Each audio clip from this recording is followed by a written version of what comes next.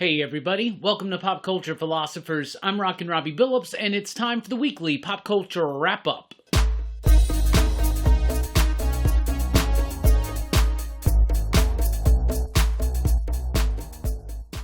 That's right, everybody. Thanks for checking out the video. I am Rockin Robbie Billups. This is the weekly pop culture wrap-up. It's the show where I go over the week's pop culture news, mostly comic books and movies. Let's get right into it with some sad news. Neal Adams has passed away at age 80. Now, Neal Adams, if you didn't know, is a legendary comic book artist and creator with monumental work on Batman, Green Lantern, Green Arrow, and so many more to name. He was a staunch supporter of creators' rights. He was an incredibly accomplished illustrator. He was a master storyteller, and he was a fantastic creator. And I never got to really personally meet him, but I had been around him a few times while other people were meeting him. And he seemed like a really fun, jolly dude with lots of stories. And so our hearts, our thoughts are going out right now to Neal Adams' family and his friends and anybody else affected by his passing. We have truly lost a legend in this industry.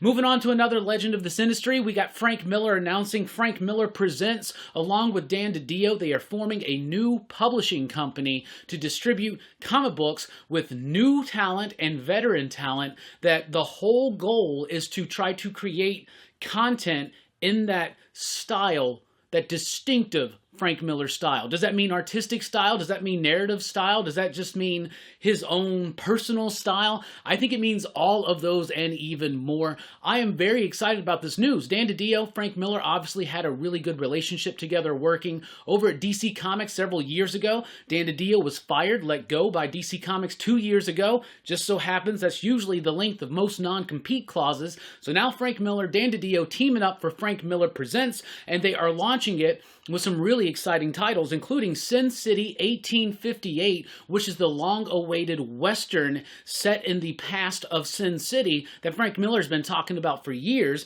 And then we got Ronin, Book 2. Ronin, I love Frank Miller's Ronin, and we're getting a book 2, and it's going to be here. That's going to be very interesting. We also got another book announced that was called Pandora, and then Ancient Enemies. Now, yesterday when we had the Rex and Robbie show here and we had this conversation, we talked in depth about this whole news, what we felt was what we liked about it, what we didn't like about it. We go in depth. Check out that video.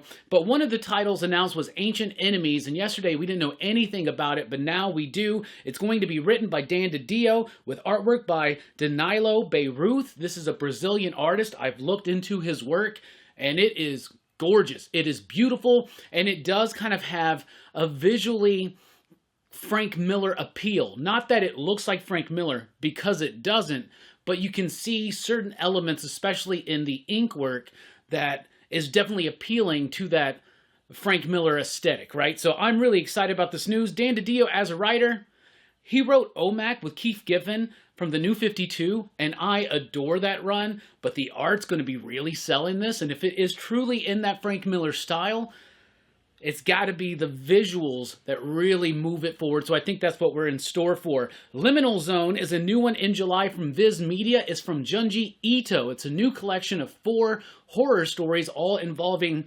death and stuff like that. Super gnarly. I am a recent convert into Junji Ito's work. I really like the books that I have checked out so far. Love his style, love his bizarre, strange, quirky sense of storytelling, and true horror. Really great stuff. Cosmic horror, existential dread, horror within, stuff like that. So I'm really excited to see new content come out from Junji Ito, and I will snatch that right up. Space Ladies, a new one from Behemoth in July by Ashley Warwick.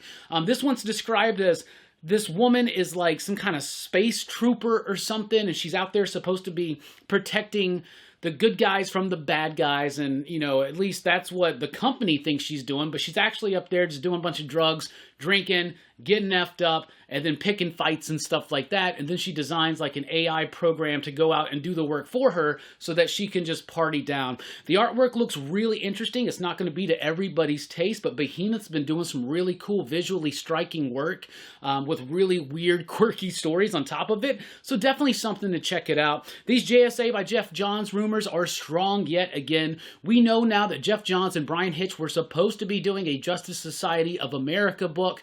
That was teased at the end of that Stargirl special that Geoff Johns did. That is in fact no longer happening. Bryan Hitch in fact is working with Geoff Johns on other books in his Geiger universe, namely Redcoat, right? So that's not happening, but Geoff Johns is now back at DC doing Flashpoint Beyond. Rumors are swirling around that the JSA will be spotlighted and featured in that series. Geoff Johns will explain their existence and stuff like that yet again, and then we'll launch into another series possibly at the end of this year or the beginning of next year.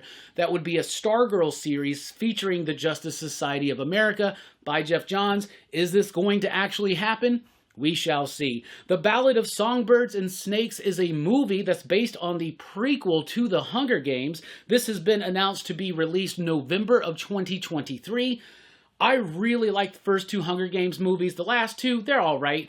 So I'm excited to kind of dive back into that world, I guess. But for the most part, it could have just stayed where it was, and it would have been a cool little movie series that I enjoyed and then never looked back on. But, you know, I know there are a lot of not Quiet Place, Hunger Games fans out there, but I'm getting ahead of myself because Quiet Place has a prequel. It's officially announced that the next Quiet Place movie will be a prequel called First Day. It's based on a story by John Krasinski, but Krasinski will not be directing this one and probably not be starring it. It may even be centered around a completely different set of characters, but on that first day of the initial incursion of A Quiet Place, which we saw at the beginning of Quiet Place 2. Love both of those movies. 2 over 1, actually, in my opinion. And that's what we got for you this week. So what's coming up here at Pop Culture Philosophers? Well, first off, join us over at Dylan's Horror Show tonight. We're going to be talking about John Carpenter's Christine. It's going to be a great conversation with some great homies. Do not miss that. Tomorrow night, still no Rockin Robbie Live, but we will be live at the same time as we usually are for Rockin Robbie Live with the Best Comics of the Month stream. Me and a great panel of guests are going to be discussing our favorite comic books in full detail. That will be tomorrow night. All of our favorite comic books from April. That's Sunday night, 7 p.m. Central Time. Monday night, catch me over at The Experience at 5 p.m. Got some great vintage Defenders, Doctor Strange, Moon Knight stuff. So you don't want to miss that. And then after that, PCP Movie Night, the Audience Choice Movie Poll winner, Tremors. So there you go. So that's what's coming up here. What do you got going on? Let us know in the comments down below. Anything you want to talk about. Thank you so much for checking out the video. Please be sure to like, share, and subscribe. And join us over at patreon.com/PCP if you want to help support the channel. I've been Rockin Robbie Billups. Thanks for rocking with us. Station. Pop, pop, boom.